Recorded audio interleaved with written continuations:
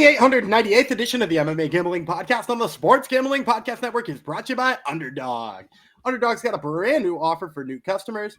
Play just $5 and get $50 in bonus funds when you sign up with promo code MMA SGPN.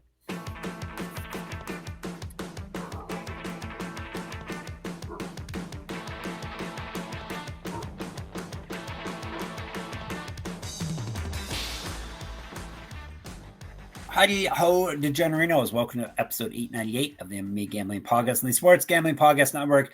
That's dedicated to Adam Awesome O, who always is liking and retweeting my stuff on the site formerly known as Twitter. So this goes out to you. I am still Jeff the Killbilly Fox, and we have got a Dana White Contender Series Week 3 episode for you, which means, of course, I got Daniel Gumby Vreeland riding shotgun because he is the Dana White Contender Series whisperer of sorts. Slow start to start the season, but that tends to be the way these things go. Last week it started to pick up in terms of picks and in terms of action in the cage, and now we've got another 5 fights going down this coming Tuesday that Gumby has all the winning plays for. Thoughts on this week, thoughts on the season as a whole, thoughts on anything, Gumby? So it's nice to see last episode that the action picked up. I am a little disappointed that Dana's standards went down too. Like it felt like after that first episode, maybe he was just fired up that there were some really bad fights. But like, you know, he passed on Yuri Panfarov in week 1. And in my opinion, Yuri Panfarov looks so much better than Josh Hokett. And granted, Hokett was at heavyweight, but like he didn't look good at all, in my opinion. No. He looked like he's an auto fade coming forward against anybody with cardio or takedown defense. And God help him against somebody who's got both. So like, yeah, like it seems like his standards went back down, which is kind of a bummer. And then this card, not too bad, although it did take a hit because, you know, one of the co-main event fighters fell out. I don't know the reason necessarily. And then they pulled one fight right off and threw it on UFC Perth. So we'll break down Elijah Ellison versus Brando Persic on a later episode because we don't have to on this one anymore. But yeah, so like then they had to, you know, find a fight out of thin air. So it took a little bit of a hit, but there's still some good stuff on this one. Yep. All right. Should be a fun one. No odds as per usual because the books are cowards and they want to see what side Gumby's on before they start making odds. How have the odds lined up with your predictions to pass the first 2 weeks? Pretty equal. Yeah, pretty normal. The number on Panfarov like went up and down, up and down, up and down, and eventually closed at better than 2-1. And you could say the same thing about Jimmy Drago versus Ty Miller, but like apart from those two fluctuating pretty heavily, they've been pretty much where I've expected.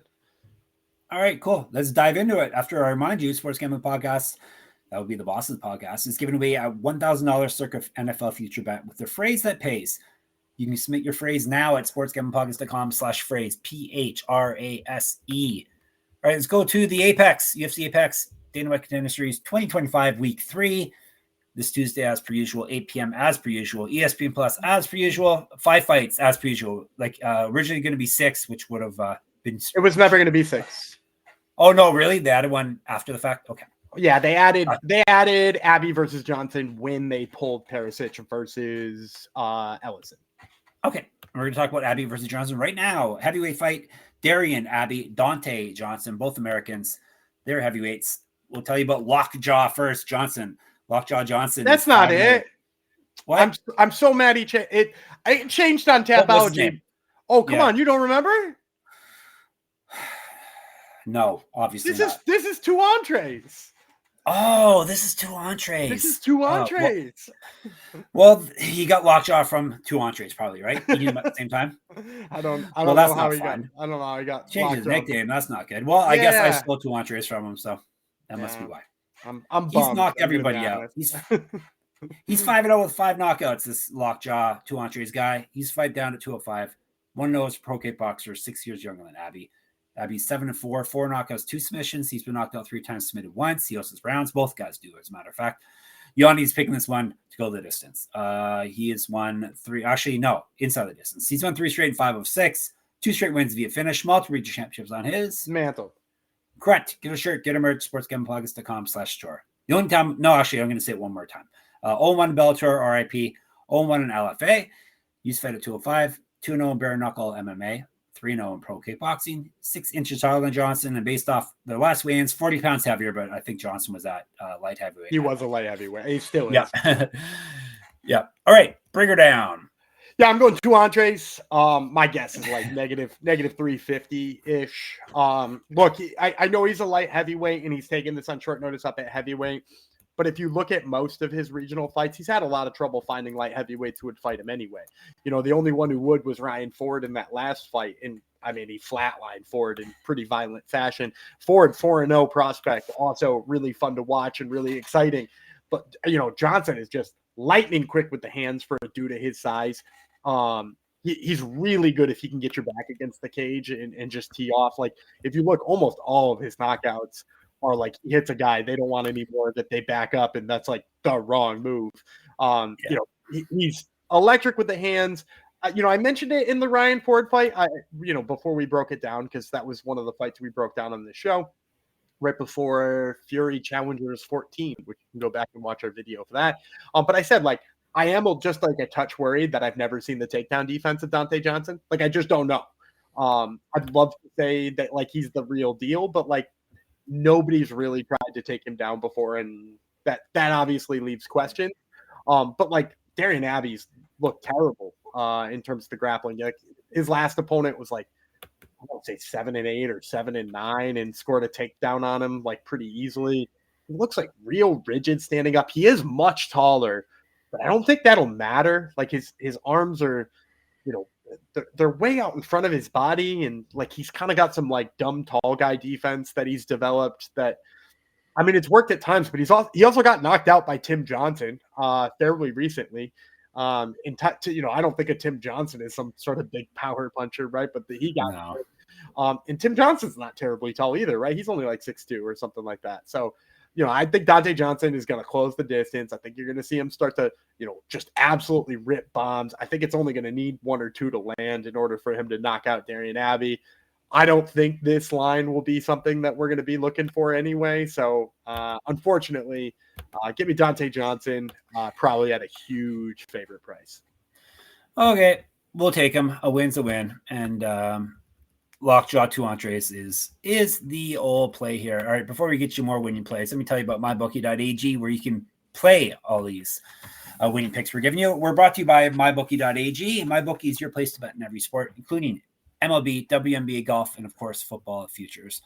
MyBookie accepts customers from a ton of locations. They have easy deposit and lightning fast payouts using crypto. Check out all the MMA lines over there. And when you do head to mybookie.ag, use our promo code MMA SGPN for 100% bet back bonus up to $500.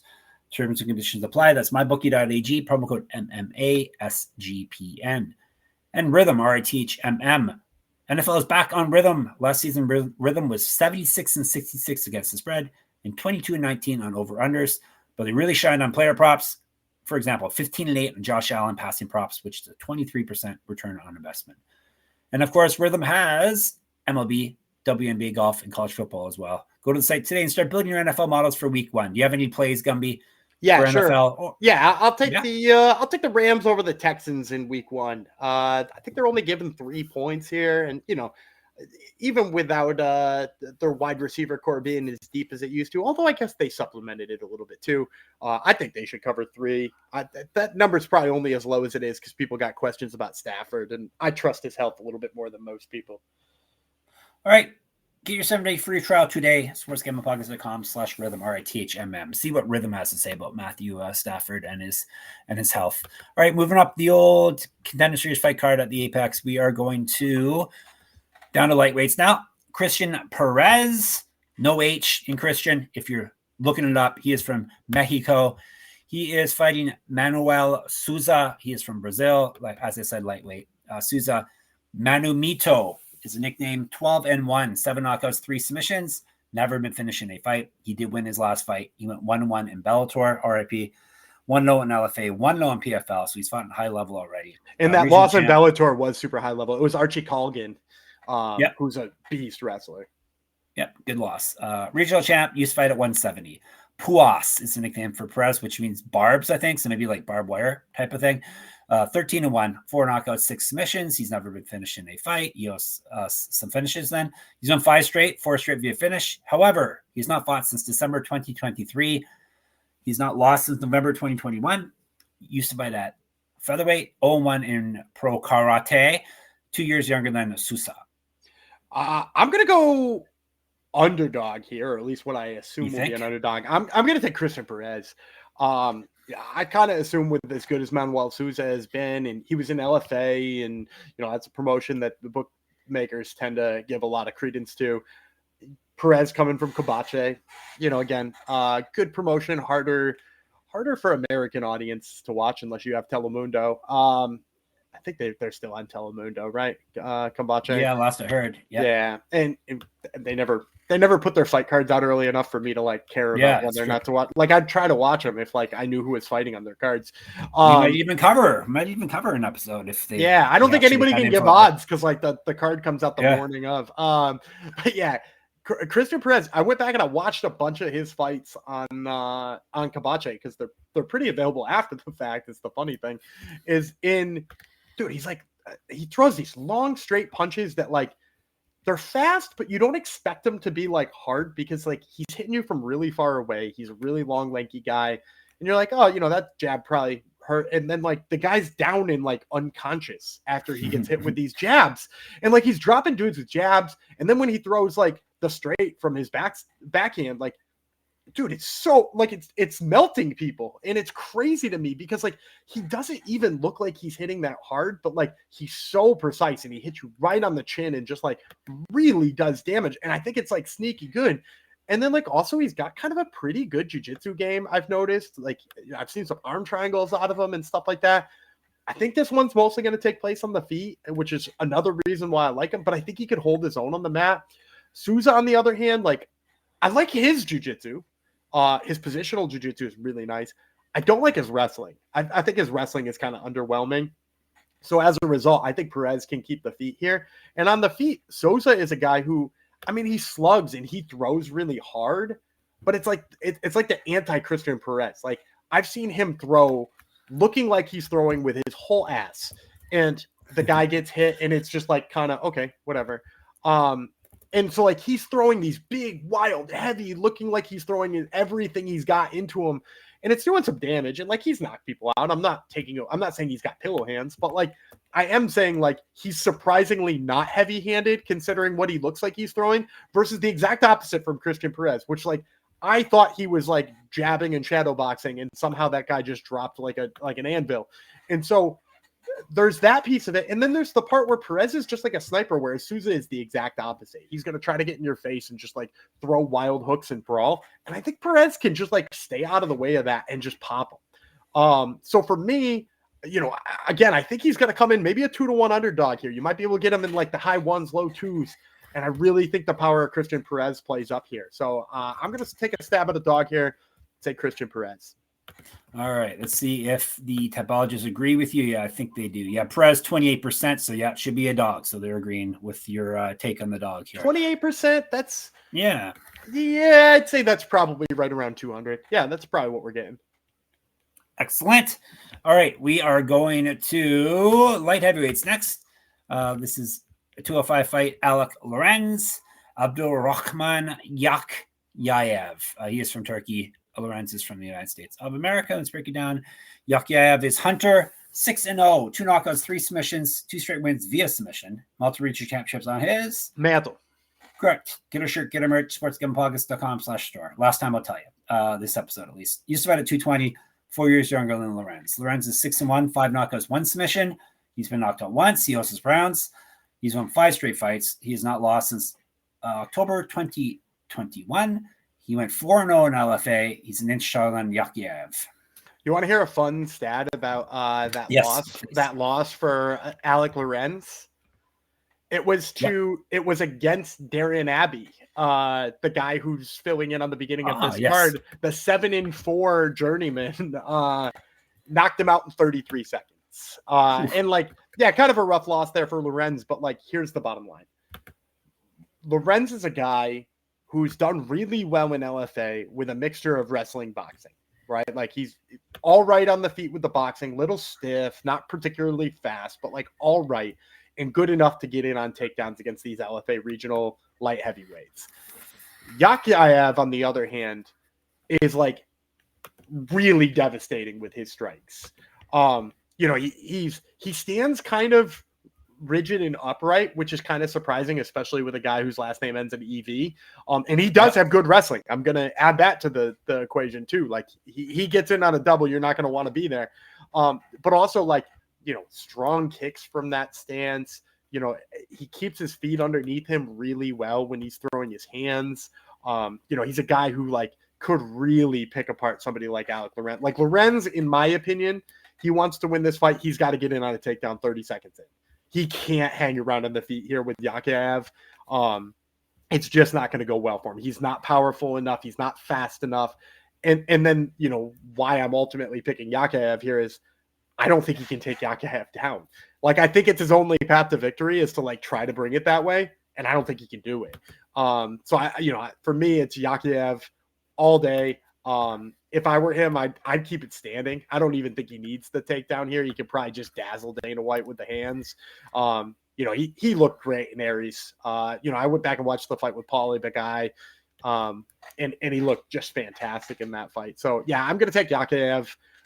My guess, he's probably gonna be a sizable favorite. Negative 250. I'm gonna hope the Lorenz success in LFA helps bring it down, but I'm gonna say negative 250.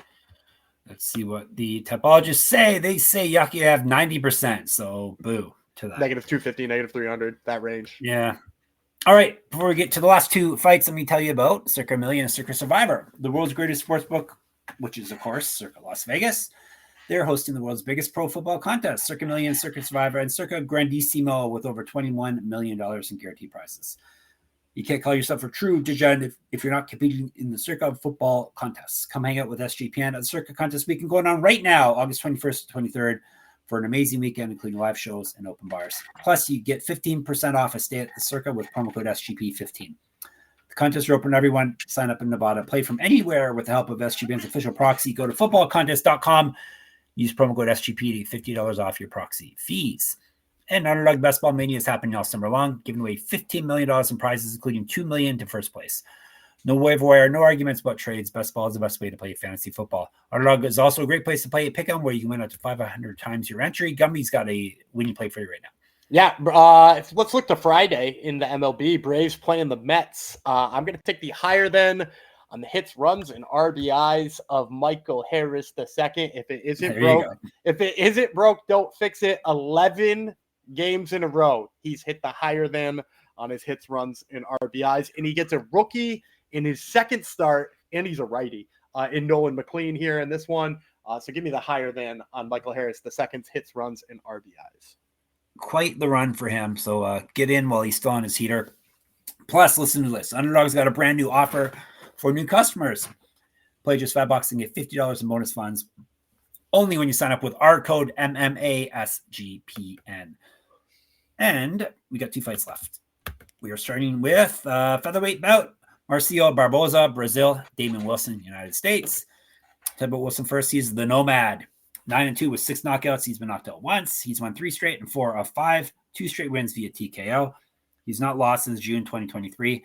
He went 8-2 in Cage Warriors. Used to fight at 135 and 155. He's 2 inches shorter than Barbosa. Takoto is Barbosa, 16-2, 13 knockouts, 2 submissions. He's been knocked out twice. You owe us around, sir. He's won 3 straight and 6 of 7. The past 3 wins, all via TKO. Has not lost since November 2022. 3-1 in LFA. He's fed at 135, 5 years younger than Wilson. I'm going to go Damon Wilson here, probably as a decent-sized underdog. He might even be a bigger dog than I just mentioned Cristian Pérez will be, like 225-ish maybe for Damon Wilson. I think he's worth a play here. Barbosa obviously got the hype over there in LFA, and he's good. He keeps his hands up high. He likes to throw bombs. He moves forward. He cuts the cage off pretty well. All of those things. Damon Wilson is just a guy who won't be backed into a corner. Like you can't this dude is gritty. He is gonna move forward in battle with you. So first of all, I like that. Second of all, I really like that Damon Wilson throws some pretty hard leg kicks, because I've watched Barbosa's fights and he doesn't check anything. Because his hands are high and he's like really watching out for somebody punching him in the head. His body and his legs really open for shots. And Damon Wilson likes to work there. So I like that about Damon Wilson. I'll also say Damon Wilson in the clinch, for two guys who don't necessarily like to take a lot of steps backwards, Damon Wilson in the clinch has been deadly. His last two wins have both come by knees in the clinch. One, he hurt the guy to the body and then went up top. The other one, he just went up top. So like, he's looked exceptional in the clinch, doing damage there. So like, we got a guy who, you know, keeps his guard high, but a guy who exposes that. And then on the other side too, the other thing I don't like about Barbosa is he's not a guy who seems to like to counter punches. Like if you watch most of his recent fights, when his opponent is throwing, he's on defense. When he can move forward, he's on offense. But there's no blending of the two. There's no, I backed my opponent in the corner, he throws, I throw in return. It's he throws and I back up, and then I move back forward and look for my opening to throw again. And with Damon Wilson is all gas and no brakes. And so if Damon Wilson comes with that strategy, I'm not sure Barbosa will like know what to do with somebody who's like constantly in his face and not giving him an opening to be first. And a lot of Barbosa's punches are one and done. He doesn't throw in combinations. So what happens when, even if he does get close enough, you know, Barbosa does feel comfortable to throw one. What happens when you just throw one and the other guy's in your face for 3 or 4 more punches? Like, is he then going to flail? Is he going to be able to put together nicer combinations? Is he just going to take a beating? You know, and with Wilson going to the body a lot of times, I think that's probably where it'll work. Like, he'll throw up top, maybe get one from return on Barbosa, and then you'll see him hit 3 or 4 to the body and legs and stuff like that. I think we're going to see Damon Wilson really rack up the strikes. And then on top of that, too, I am going to put one caveat in there. Damon Wilson does dip his head forward quite a bit in some of his fights. There's a chance he dips it forward and Barbosa snipes it one time. But like with his big and sluggish, he likes to slug, right? He wants to throw the big punch. With as much as Barbosa likes to do that, the idea of him hitting a one and done shot seems a little tougher for me against Damon Wilson, again, especially as tough as he is. So I'm going to take Damon Wilson here as hopefully a pretty big underdog. Yeah, 8% are only in on him, so could be that's crazy. He's been really good in Cage Warriors too. Like he's like his whole career was in Cage Warriors. Yep, high level. Yep, for sure. There you go. Hopefully you can get take advantage of that when the lines drop. To our main event, it is at middleweight. Trent Miller, United States. Ryan Gandra from Brazil. 3 5-minute rounds, 185. Gandra's Problema. 7-1, 3 knockouts, 2 submissions. He's been knocked out once. He's won 6 straight fights, 3 straight via finish. He's not lost since April 2022. He went 2-0 in LFA. He's a regional champ, or was a regional champ. He's fought at 205 and heavyweight, 2 inches taller than Miller. Miller is the Terminator, trying to terminate the problem. 8-2 is 6 knockouts, 1 submission. He's been submitted twice. This is a short notice fight for him. He has won 2 straight and 3 of kind of. Okay, Gumby will explain. He's won 2 straight and 3 of 4. TKO win in his last bout. 1-0 in LFA. He's fought at 205. Explain yourself. Yeah, so if you were if you're listening to this on Thursday, the day that it drops, Trent Miller was supposed to fight tomorrow at LFA. And when Gandra's opponent dropped off, they needed somebody on short notice. Miller was already on weight because he was supposed to make it on Thursday, and instead now he's going to have a few extra days and he's going to make it on Monday. Do you remember you there's no way, but I'm going to ask the question anyway. Of course I don't. Do you remember when we were doing our LFA preview for this week and the lightning round rolled around and I said, hey, I really like this guy, Jake Woodley. Yes, I do remember that actually. Yes, Jake Woodley. He was a 5-0 prospect. He took a tough prospect loss against another undefeated fighter. And then I think they're giving him a get right fight at LFA to get him back on the right track. He was supposed to fight Trent Miller, and I was taking Jake Woodley on LFA. Which tells you what I think of Trent Miller. He's 5'11" at middleweight. He's a real short guy. He's like buff as hell, but his striking is so slow. There's not really a lot of wrestling there. Like I saw him try to wrestle this dude who was 7-9 in his pro career, and he just like the guy turned his hips and he went right by him and wound up on bot. Like he just like fell. It was like almost like a bull and matador thing, and I was like, yeah. He just missed. Like he missed the takedown, and not by like a sprawler, and like he just missed. And so like for me, Trent Miller, like his record is way better than he is in my opinion. And I don't even really love Gandra. I'm going to be honest with you on this one. Like I thought he was going to lose the original fight he had. I was going to fade him in that one because like, you know, he kind of swings the left hand extra hard and finds himself off balance sometimes. His takedown defense good. I like his takedown defense. But he's a little sloppy on the feet. The thing is though, is I think he's 20 times faster than Trent Miller when it comes to stuff on the feet. Like I said, he's good at grappling defense, and I don't know. I've never seen him shoot a takedown, but if what I've seen from Trent Miller, I think even if Trent gets in on a takedown, I think Gandra is going to change the position and be the guy on top, based on his fundamentals. So, Gandra is going to be faster, tougher, bigger, probably a better grappler. Trent Miller was also focused on fighting somebody like Jake Woodley, who's, like a big, stocky wrestler type of guy. Gandra is completely the opposite of that. So, like, he wasn't even prepping for the right kind of guy here, and he's going to take this on 4 days notice, or, 4 days from when he was supposed to have fought. I hate that. So I'm going to take Gandra here. I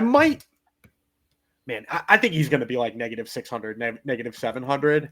And I'm probably not throwing that in parlays, but I'm also not putting my hard-earned money on Trent Miller at any time. Like I don't think he's ready for this level of fight yet. 95% on Gandra, so people agree with you on this for sure. All right, let's recap and get out of here. He's got Gandra, he's got Wilson, he's got Yakhyaev, he's got Pérez, he has got Johnson. You can come watch Contender Series and chat with it. You can watch all the events and chat with us in the Discord, sportsgamblingpodcast.com/Discord. On the YouTube, make sure you subscribe first, please and thanks. MMA Gambling Podcast. We're always checking the comments there. On Twitter, SGPN MMA. He's at Gumby Vreeland. I'm at Jeff Fox Writer, at Jeff Fox Writer on Instagram as well. Get in my Substack. Check out my free UFC Pick'em contest and all my writing at moneymma.substack.com. Listen to Gumby's other podcast, Top Turtle. Tell the people who they'll be listening to. Yeah, we got Gage Young, who is fighting this weekend at UFC Shanghai. And we also got Dom Marfan, the also known as Street Buddha, who is going to be fighting at Road to the UFC tomorrow. Check out Top Turtle and check us out at sportsgamblingpodcast.com, sportsgamblingpodcast.com/store, sportsgamblingpodcast.com/Patreon. We'll be back probably midweek. We're taking a few days off after 7 episodes for you this week. It will be me, Problema, Fox. It'll be the Nomad Gumby Vreeland. We'll see you when we see you. Bye.